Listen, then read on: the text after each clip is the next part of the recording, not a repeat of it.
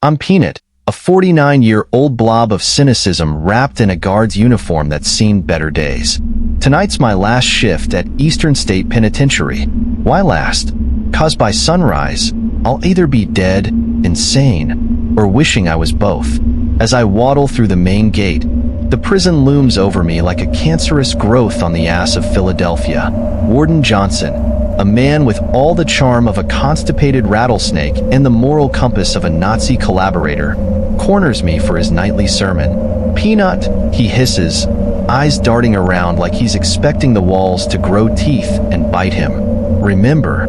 Yeah, I cut him off. No sleeping, no fun, no unauthorized exorcisms. "Got it, Your Holiness. Anything else, or can I get on with my exciting night of staring at empty cells and contemplating my life choices?" Johnson's eye twitches. It's the little things in life, you know? But there's something off about him tonight. More than usual, I mean. His skin's got a grayish tinge, like month-old milk, and there's a hunger in his eyes that wasn't there before. As he turns to leave, I catch a glimpse of something under his collar. A tattoo? No, more like a brand.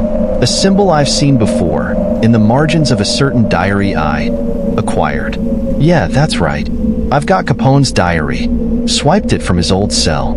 It's been whispering to me, promising power. And tonight, I'm gonna use it. What could possibly go wrong, right? As I start my rounds, the shadows seem to reach for me. One even cops a feel. Rude. But it's not just handsy shadows I've got to worry about. The air feels wrong. Heavy. Like the whole prison's holding its breath, waiting for something. And that's when I hear it. A whisper. So faint I almost miss it. "Feed us, Peanut. We're so hungry." Great. Just great. Looks like it's gonna be one of those nights. Ever had voices in your head? No? Well, aren't you a picture of mental health? Me? I've got a full-blown chorus of the damned up here, and they're all vying for a solo.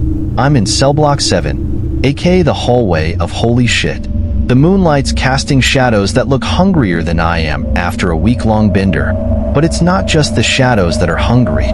The very walls seem to pulse with a sickly, hungry light. Suddenly, a whisper. "Help us," it says. I spin around, my heart doing the Macarena against my ribs. "Who's there?" I yell, sounding about as tough as a wet kitten in a thunderstorm. The whispers multiply, turning into a cacophony of torment. They're not just asking for help now. Oh no, they're sharing their life stories. Or death stories, I guess. And let me tell you, these ain't your grandma's bedtime tales. I was beaten to death with my own femur. One moans. They made me watch as they did it. Do you know what it's like to see your own bone used as a club? I swallowed razor blades, another whines. Thought it'd be a quick death. It wasn't. I felt every slice, every tear, as they shredded my insides. I died of boredom listening to these two drama queens. A third chimes in. "Seriously, we get it. You died horribly. Join the club. Great.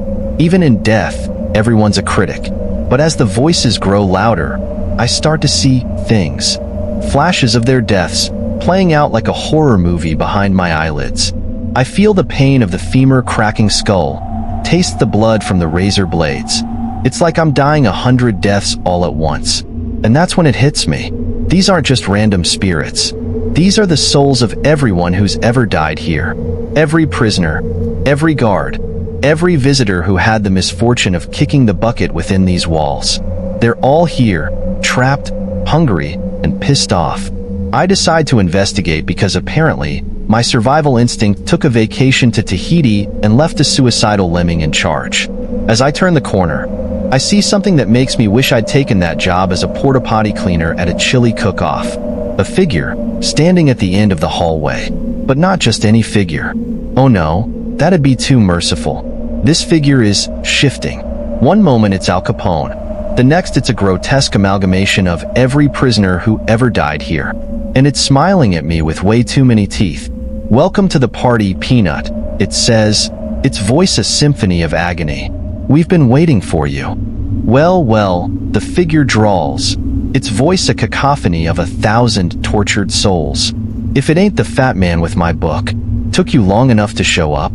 I try to respond, but my voice comes out sounding like a dog's squeak toy being stepped on by an elephant. Real smooth, Peanut. Mr. Capone, or whoever you are, I manage.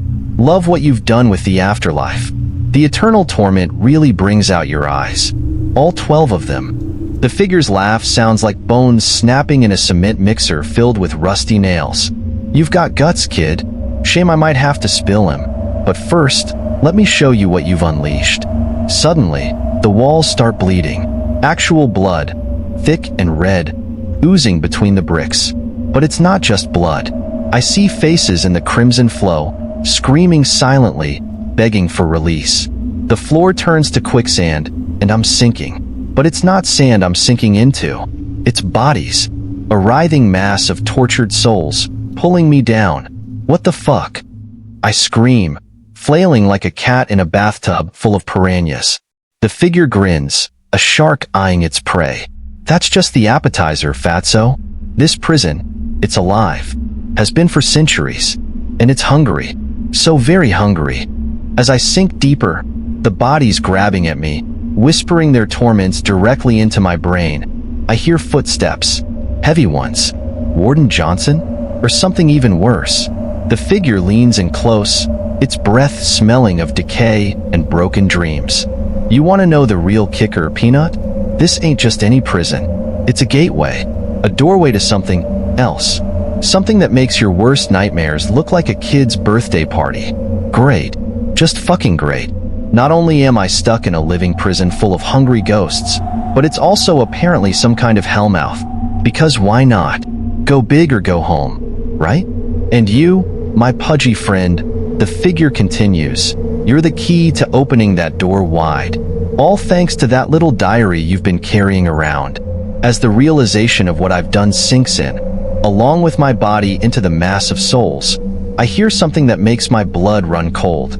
Warden Johnson's voice, but changed. Inhuman. Peanut, he calls. It's time to feed the prison.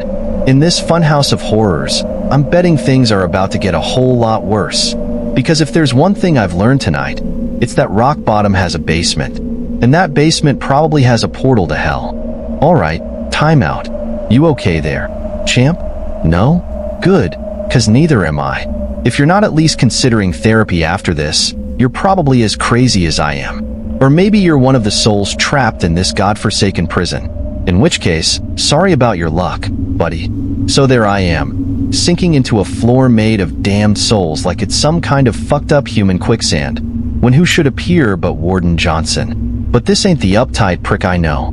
This Johnson's changed. And not in a I've found Jesus and want to make amends kind of way. His skin's gray and sagging, like a deflated balloon left out in the sun too long. His eyes are solid black, bottomless pits that seem to suck in all light and hope.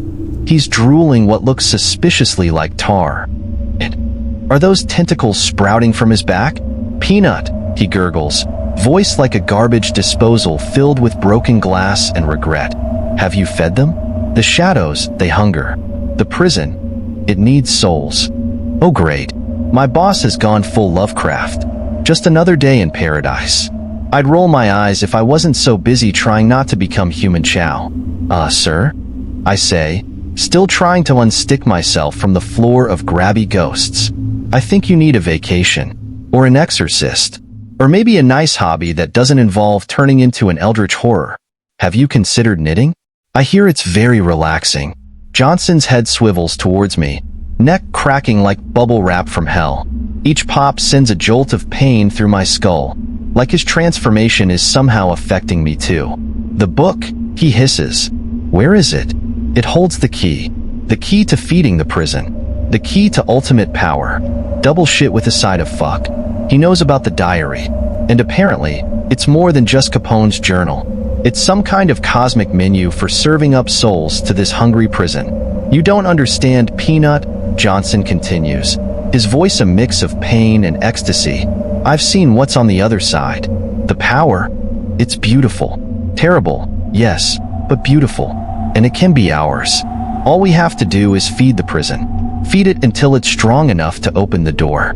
As he speaks, I see flashes of his memories. The day he discovered the prison's secret. The first time he fed it a soul. The rush of power it gave him. The addiction that followed. Each memory is a punch to the gut. A reminder of how far he's fallen. And how close I am to following him. Before I can conjure up a lie or a witty retort, Johnson unhinges his jaw like a snake and lunges at me. I manage to yank myself free just in time, leaving behind a shoe and possibly a layer of skin. And my sanity. Definitely left that behind somewhere. And then, because the universe has a sick sense of humor and apparently decided that this night wasn't already fucked up enough, the screaming starts.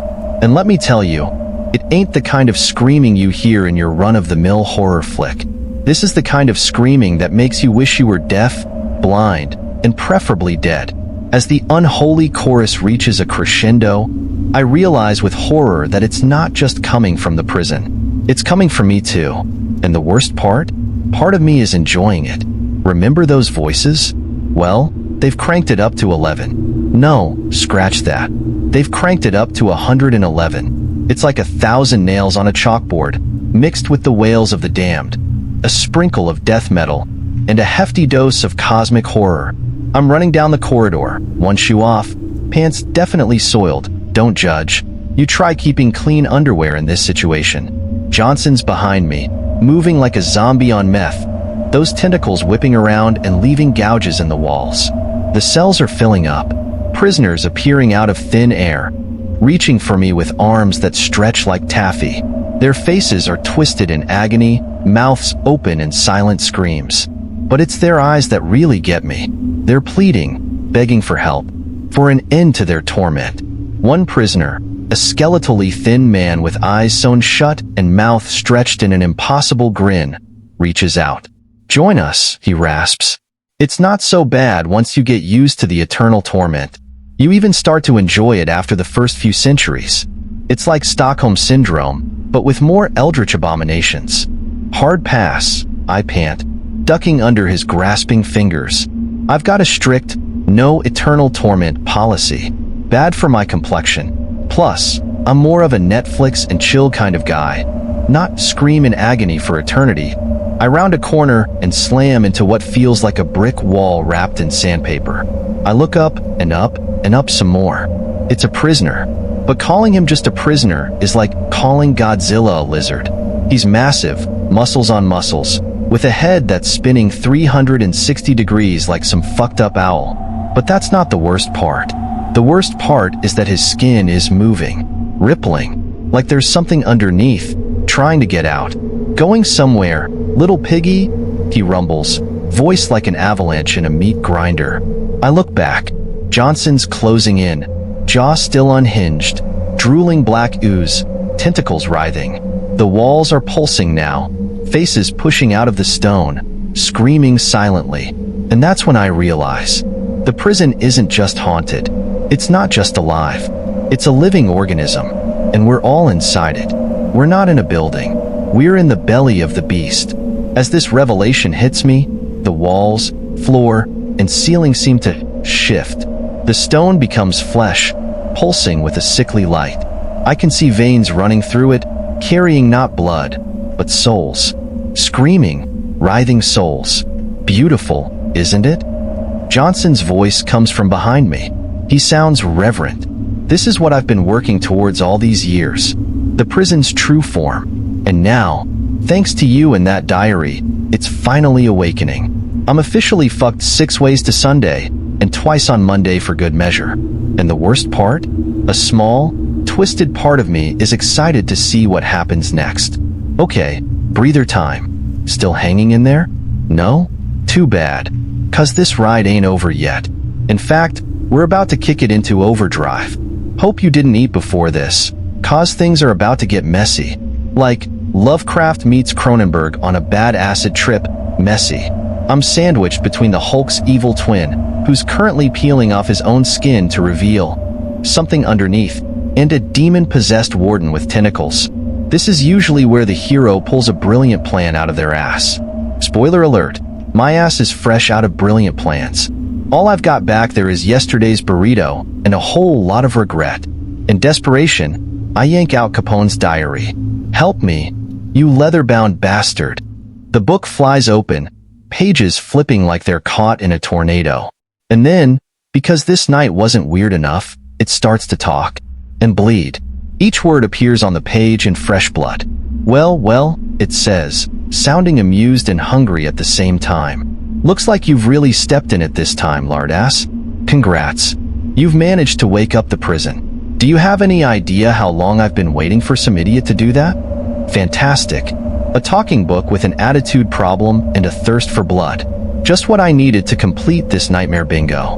Less sass, more saving my ass. I yell, as Muscle Mountain reaches for me, his peeled skin revealing a writhing mass of tentacles and eyes. The book chuckles. It fucking chuckles. Alright, but remember, magic always comes with a price. And honey, you ain't gonna like the bill for this one. Suddenly, there's a flash of light brighter than 1,000 suns. The hulking prisoner vanishes. Warden Johnson collapses like a puppet with its strings cut. The walls stop pulsing, the faces receding back into the stone with one final, silent scream. And me? I feel different, powerful, like I could bench press a truck while it's on fire and filled with dynamite. Then I look at my hands. They're glowing and slightly transparent. And are those tentacles sprouting from my fingers? Oh, you've got to be shitting me, I mutter, staring at my new appendages. This is just what I needed, a side of tentacles with my existential crisis. The book flutters in the air, its pages flipping wildly as if caught in a storm. Welcome to the club, kid. You're part of the prison now. Part of me. Forever. As the words sink in, I realize I've made a terrible mistake. I haven't just unleashed hell. I've become part of it. And something tells me this is just the beginning. The prison shakes, a low rumble echoing through the halls like a hungry stomach. The walls seem to breathe, expanding and contracting, as if the very structure is alive, digesting the chaos we've unleashed. Peanut, the book says, its voice now a seductive whisper. You need to embrace the power. Feed the prison. Only then can you control it. Feed it. I scoff, glancing around at the writhing mass of souls. You mean to tell me I have to serve this monstrosity? What am I? A waiter at a haunted diner. The book laughs, a sound that sends chills down my spine. You think you have a choice? The prison will consume you if you don't feed it. You can either become its puppet or its master. Choose wisely. Before I can respond, the ground beneath me shifts violently. A massive fissure opens up, revealing a churning abyss filled with shadows and screams. I can feel the pull, the insatiable hunger of the prison reaching out for me. Great. Just what I wanted for my last night on Earth. A one-way ticket to hell.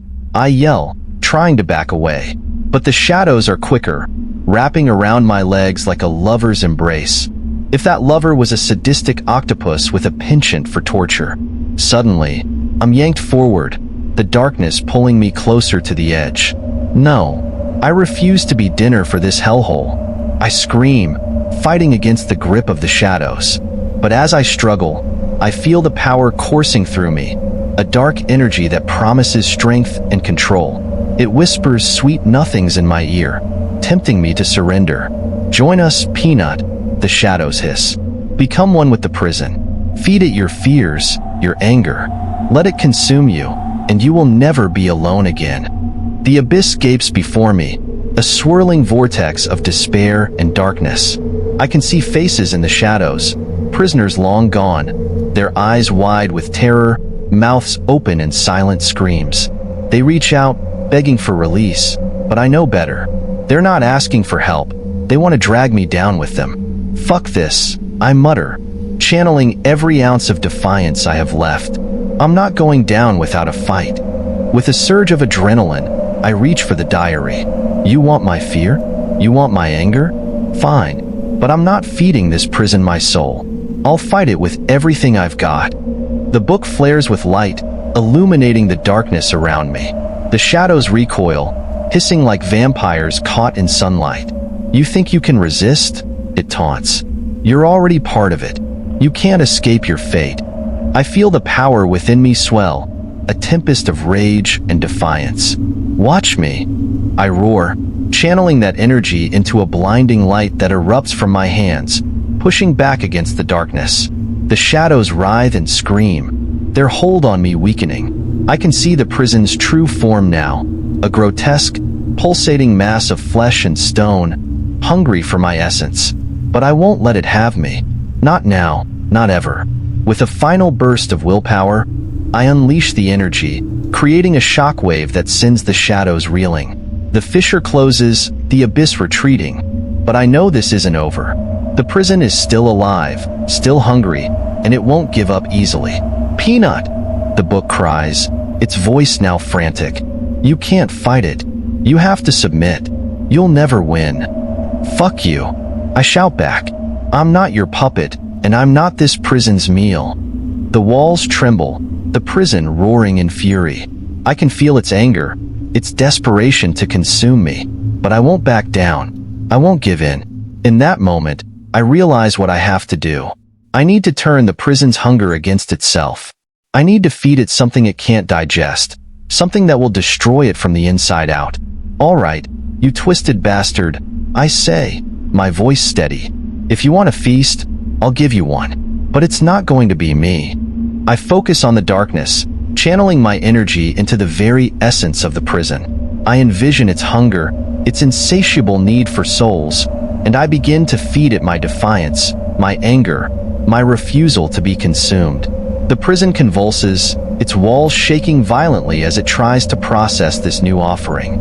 I can feel the shadows thrashing around me, their screams rising to a deafening pitch. "No," the book shrieks. "You'll destroy us all." "Good," I reply, grinning as the prison begins to implode. It's about time someone took out the trash. The prison shudders one last time before the walls begin to crack and crumble. I feel the shadows pulling away, their grip loosening as the very foundation of this hellhole collapses around me. As the darkness dissipates, I find myself standing in the center of the rotunda, the air thick with the scent of sulfur and decay. The walls are breaking apart, revealing a blinding light that spills into the darkness. I take a deep breath, feeling the weight of the prison lift from my shoulders. I'm free. I've defeated the darkness, and I've reclaimed my soul. But as I stand there, panting and exhilarated, I can't shake the feeling that this isn't the end. The prison may be collapsing, but its hunger will never truly die. It will always be out there, lurking in the shadows, waiting for its next meal. And as I look down at the diary, still clutched in my hand, I know I'll have to keep it close. It's a reminder of the darkness I've faced, and the darkness that will always be a part of me. Guess it's time to find a new job, I mutter, glancing around at the crumbling walls. Maybe something less haunted. As the last remnants of the prison fade away, I step into the light, ready to embrace whatever comes next. Because if there's one thing I've learned, it's that even in the darkest places, there's always a way out. And sometimes, the best way to fight the darkness is to embrace the light within. And with that thought, I walk away from the ruins of Eastern State Penitentiary, ready to face whatever horrors await me next.